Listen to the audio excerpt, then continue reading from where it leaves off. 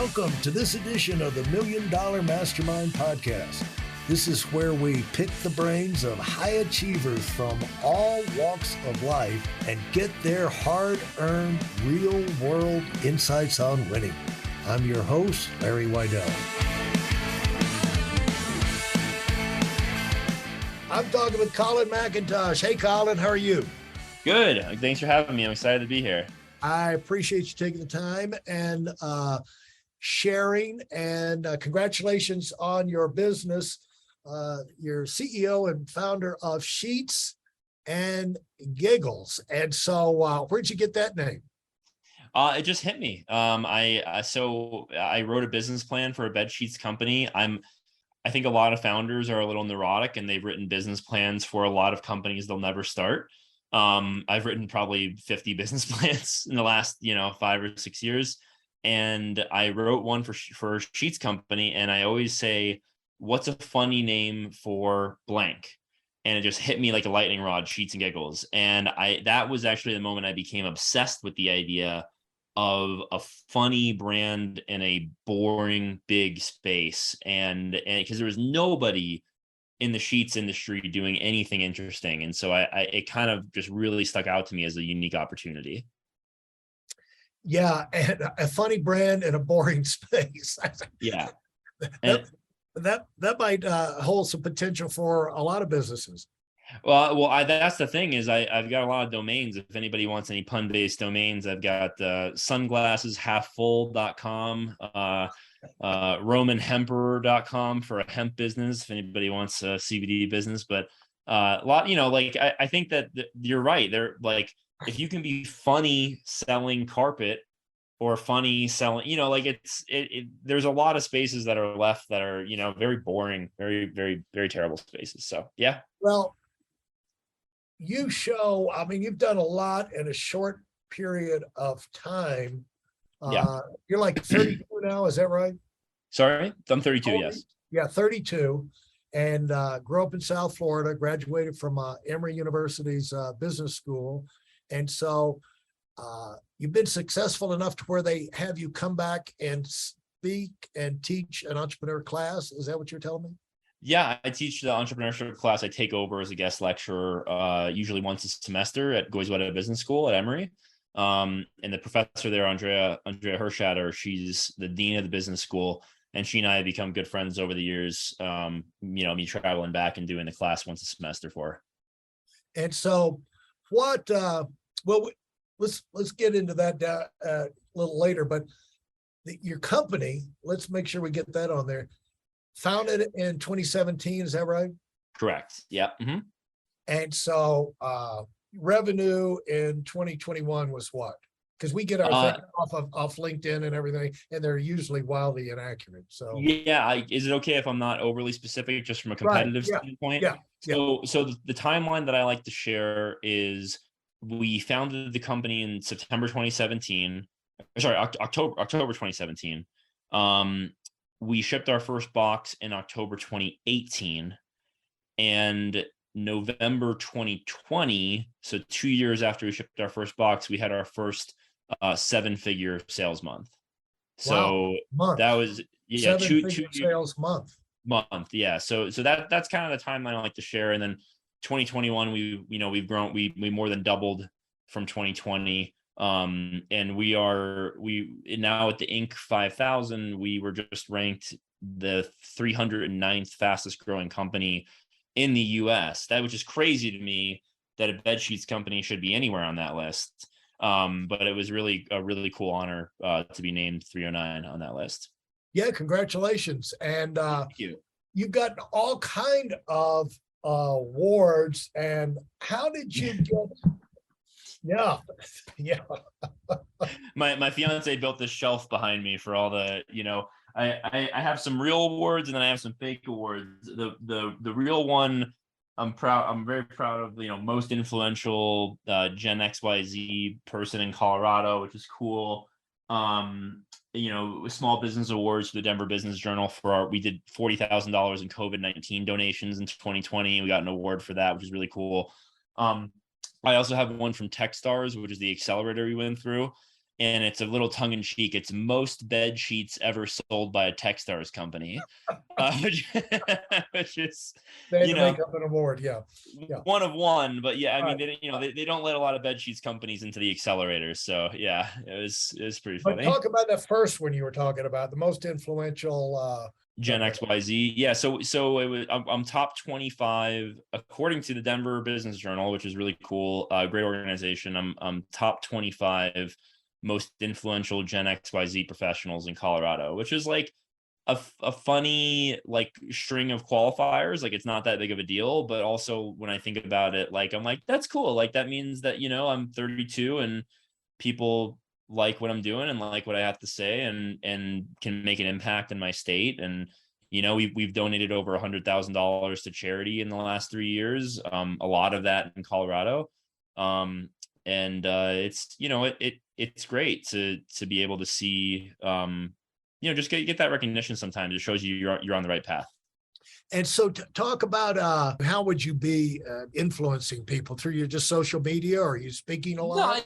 No, it's actually interesting. I'm not a big social guy. I don't do a ton of, I do a little bit of Twitter, I do a little bit of Instagram, but I don't do like the whole, like my social media is not like my professional persona. Like my social media is my personal persona, because I don't, and I don't really have a difference between those two, to be totally honest with you, but I don't like the whole social influencer atmosphere. I think it's very fake. I think it's very profit driven. Like people are giving tips that I think are like somewhat obvious a lot of the time. And Right. I don't want to be that guy that's like 7 ways to like wake up as a lion on a Monday morning. Like I'm like, Right. that's like, I hate that stuff. So for me, it's actually more of like, I'm part of Good Business Colorado, which is a group of progressive business owners that lobbies for legislation that helps small businesses in Colorado. So I will go to the Capitol and I'll lobby, our state reps for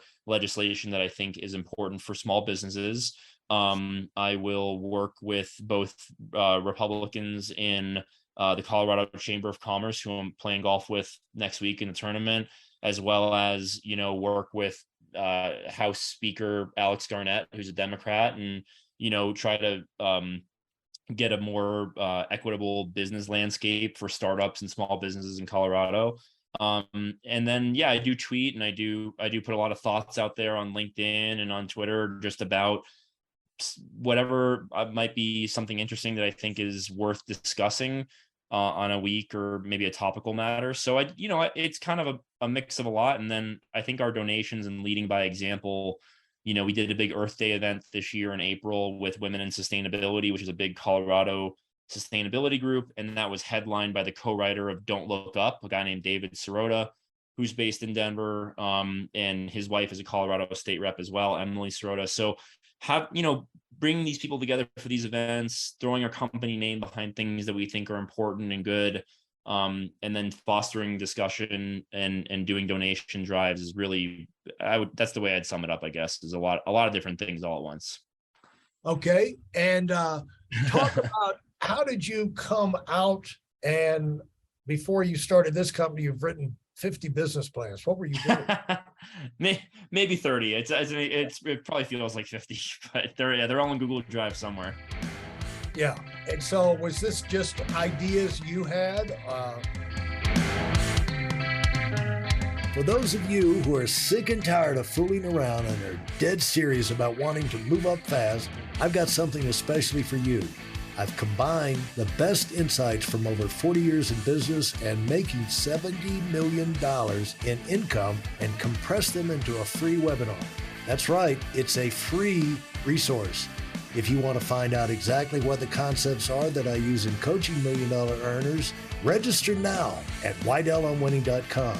You'll discover the 5-part framework used by so many to reach their financial, personal, and professional goals. You can find that link in this episode's show notes.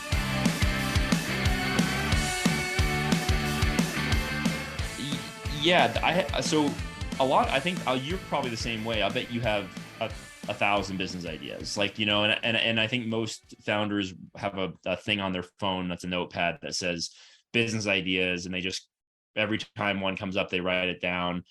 I take it a little bit further. I try to sit down and I write a business plan whenever I have an idea. And if I can't build like a compelling 2-page plan, I'll just kind of trash it. But if I can, I'll usually buy a domain. I'll get the social channels, and I'll kind of park it for myself in case that there's any future prospects there. Or I'll share it with, like, I do mentorship in the downtown Denver Commons, which is like a group of 10 entrepreneurs every quarter. They get free mentorship and training, and I mentor at Techstars Boulder as well. So I'll give a lot of free business ideas to people. If they want to start a business, I'm like, hey, I've got a business plan and a business idea here if you want to start this company for yourself. So I think Sheets and Giggles is just one of those ideas that took on a life of its own. It became overwhelming for me to think about having this incredible lightning rod of a brand and not starting it. So that was kind of I couldn't look away. And so I ended up doing a crowdfunding campaign in May 2018. So about 6 months after I founded the business, and we raised $300,000 in 30 days for bedsheet pre-orders, which is crazy. Like, who would give money to a company to wait 6 months for bed sheets? But thousands of people did. And that was when I knew we had lightning in a bottle. Yeah, but what was your pitch? You're right. The sheet business, you have these brands, Bolin and whatever. And, very sincerely, 85 presidents sleep on these sheets, and, they're fine. They stopped running those ads for a few years. Well, I'm sure they're wonderful people, but the thing is, the lead in just caught me. It's just like, Barbie and I went out and we could, get some sheets one weekend, and there was just no good sheets out there. It's like, where did you look? No, okay. I'm so glad you brought that up, Larry, because they had the founder of Brooklyn, and who I respect the business they've built. Like, don't get me wrong, but they had him on How I Built This on that podcast, and he was like, yeah, we stayed in this hotel in Las Vegas, and the sheets were incredible. And then we looked up how much money they cost, and we were like, oh my gosh, $400. There has to be a better way. And so and I'm like, that's great that you did not do that. Like, that is like one of the most, so like, I think that all these founder stories are made up in a lab of like a relatable story that people, so for me, I swear to God, this is how it happened. I was watching War Dogs with Miles Teller and Jonah Hill, and Miles Teller's character is selling sheets out of the back of his pickup truck in the beginning of the movie. And the retirement homes, they all say F off, like, we don't need your sheets, and he ends up having to burn his inventory. And I turned to, this is 5 years ago now, I turned to my ex-girlfriend, and I said, this is ridiculous. He bought all this inventory. He didn't do a go-to-market plan. He has no idea who his core demographic is. His pricing strategy is terrible. You know what? Pause the movie. And that was the night I wrote a business plan for a bed sheets company. And then I said, what's a funny name? Sheets and Giggles. And I bought all the domains. I bought sheetsgiggles.com, at Sheets Giggles on Twitter and Instagram and everything. And I think 3 months after that, I was laid off from my last job at 1 p.m. on a Monday. And I remember I went out to the baseball game that night with my coworkers who had all just gotten fired alongside me. And they said, what are you going to do next? And I told them, I said, I've got this idea for a company called Sheets and Giggles, and it sells sustainable bed sheets. And they all looked at me like I was actually insane. Like I had lost my mind, which, to be fair, maybe I had a little bit, but yeah. So that's my founder story. And it's one of the dumbest founder stories you'll ever hear in your life. I was watching a 6 out of 10 IMDb movie and changed my whole life. So well, I think you're right. These founder stories do come out of a lab, and they remind me like the Alaskan TV reality stories, in the sense like, a founder story is going to get to the point where they say, and we said to ourselves, there's got to be a better way. There's got to be a better way. And I'm like, so actually, if you go on our about page on sheetsgiggles.com/about, we have all these fake stories for me. Right. One of them is I was in prison and I was trying to break out of my jail cell but the cotton sheets that they gave us in the prison cells, just the tensile strength wasn't strong enough, and I couldn't fasten a rope to climb out of my tower. And I thought there has to be a better way. Has to be. And we got a few of those. It's So kind of like the Alaskan reality show. They all are going to get to the point where somewhere during the half hour, someone looks with great, the camera zooms in, right? And if we don't get kill a moose or whatever, or catch a pile of fish, we only have a couple of months here. We could starve this winter. It's just like, we've never heard that idea. It's the summers are short in Alaska. Wow, that's nice information. I feel like, and like reality imitates art, where like they have these branding meetings and it's always like some direct to consumer brand. Like, and the other thing about this, Larry, is like the missions of all these brands. Like, right. Like, look, we sell bed sheets on the internet. They're sustainable. We're proud of the product. It's phenomenal. Like, it's the best sheets you'll ever own. Don't get me wrong. And we donate $100,000 to charity in our first 3 years of operation. Very proud of that. We do good in the world, right? But at the end of the day, we sell bed sheets on the internet. The period, end of story. That's who we are, and doesn't need to be any loftier than that. And my whole team has bought into that as like, that's what we do. Be proud of it. Own it. Whereas every other consumer brand, like, we're changing the way that people approach their personal hygiene. Like, no, you sell a toothbrush on the internet. Like, we're changing the way that cultures interact with one another. No, you sell a suitcase on the internet. Like, don't where do they teach these people these crazy like ways to communicate with people? And I think that like people's authenticity meters are so strong in 2022. Like, and it's on all of these consumer brands. Is like, it drives me nuts. So like what you see is what you get with us, and I think that that's been really successful for us. Yeah, and it's the same way in the art world. It's like you go in and somebody's got this piece of crap in the wall, and then somebody else is trying to sell it. It's like, he went in there and he's taking a stand against the injustice in the world. It's about how women have fought and been underpaid for all these things, but this symbolizes some kind of crap. It's just like some struggle in this painting, and it's like, no, it's a nice painting. Like, it's no, like, it's no, okay. Most of the time it's a piece of crap, but they're just trying to talk you into like, with this profound changing how painting will be done and artwork for the coming generations. It's like, shut up, it's ugly. It's really a commentary on the Turkish genocide of like, it's like, it's just, no, it's a painting. Like, right. It's a painting. If you like it, buy it, Yeah, exactly. Yeah. So I'm gonna hit you one last time on this. You get an idea for, maybe this is if it's a long story, just tell me, and then we'll do it on another episode. Okay, sure. How do you go from a guy watching Netflix or something, and then you all of a sudden you become the sheet king, like the pillow, like the pillow king? The My Pillow guy. Yeah, My Pillow. Well, I get that comparison a lot, and it is not the most flattering comparison in the world. Well, you're really going to get it when you run for president. Now, that's the thing. But the thing, I'll do the beard. He's got the mustache, and we'll clash a little bit. I'm like the bizarro world My Pillow guy. I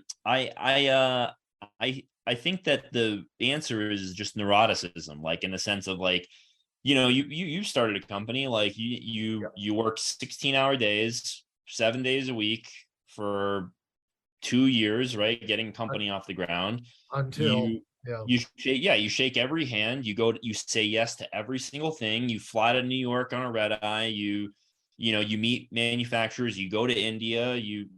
They're all these things you can do. So I think there's a great quote, I think it's by Bill Gates, and it's, people overestimate what they can do in a year, and they underestimate what they can do in 10.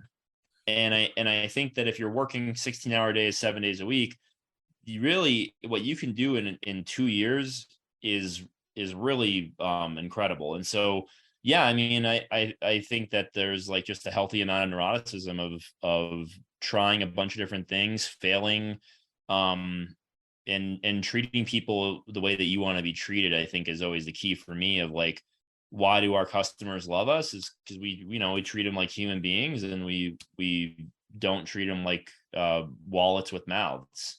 And so yeah, I mean that's the short answer, but there's a lot of yada yada yada in there of how you go from 0 to 7-figure months in 2 years. Thanks so much, Colin.